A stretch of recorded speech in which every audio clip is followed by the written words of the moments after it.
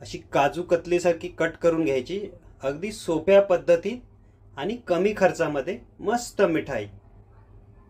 बघा अशा प्रकारे कटिंग करून घ्यायची व्यवस्थित। बघा किती सुंदर दिसते आहे ना आपली नारळाची बर्फी। तोंडाला पाणी सुटलं ना। नमस्कार, झणझणीत चमचमीत रेसिपीमध्ये आपणा सर्वांचं पुन्हा एकदा स्वागत आहे। आजची आपली रेसिपी आहे नारळाची वडी किंवा तुम्ही तिला नारळाची बर्फी म्हणू शकता। चला तर मग सुरुवात करूया। प्रथम आपण यासाठी लागणारे साहित्य पाहू। साहित्य बघा, 2 ओले नारळ खोवून घेतलेले, अर्धा किलो साखर आणि वेलची पावडर, बस सिंपल। प्रथम गॅसवरती कढाई ठेवून त्यात खोवलेले खोबरे टाकायचे। तुम्ही पाहिजे तर त्यात 1 चमचा साजूक तूपही टाकू शकता। त्यानंतर त्यात साखर टाकून घ्यायची आणि व्यवस्थित मिक्स करून घ्यायचे। गॅस थोडा कमी ठेवायचा आणि ढवळत राहायचं, नाहीतर ते खाली लागणार।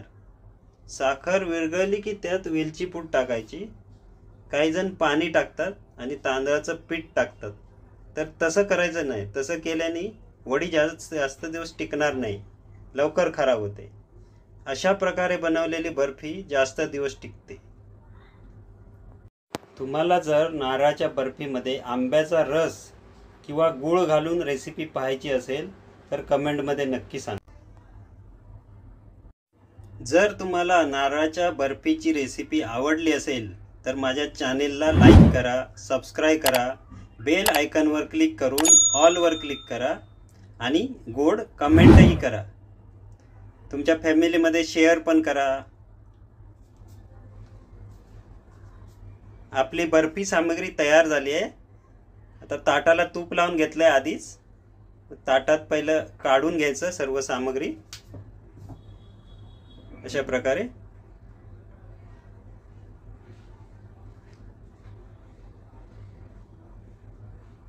आणि काविलता किंवा तांब्या घेऊन त्याच्या सहाय्याने असं प्रेस करून घ्यायचं, सगळं व्यवस्थित पूर्ण पसरलं पाहिजे ते।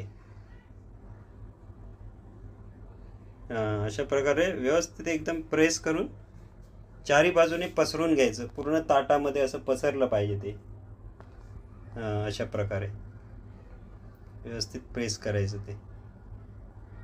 ते जोपर्यंत गरम असते तोपर्यंत ते प्रेस करून घ्यायला लागते। सुकलं मग ते करता येणार नाही तसं, मग म्हणून गरम गरम असेपर्यंत ते व्यवस्थित हे करून घ्यायचं।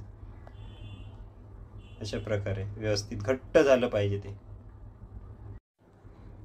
आता थोडं थंड झाल्यावर असं हाताने व्यवस्थित प्रेस करून घ्यायचं,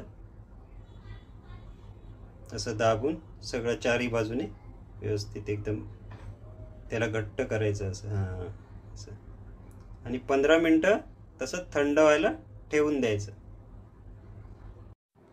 आता हे थंड झालंय, तर त्याला काजू कतलीप्रमाणे असं कट करून घेऊ व्यवस्थित, असं एकदम लाईनीमध्ये असं कट करून घ्यायचं। तर आपण कट करून घेतलेलं आहे।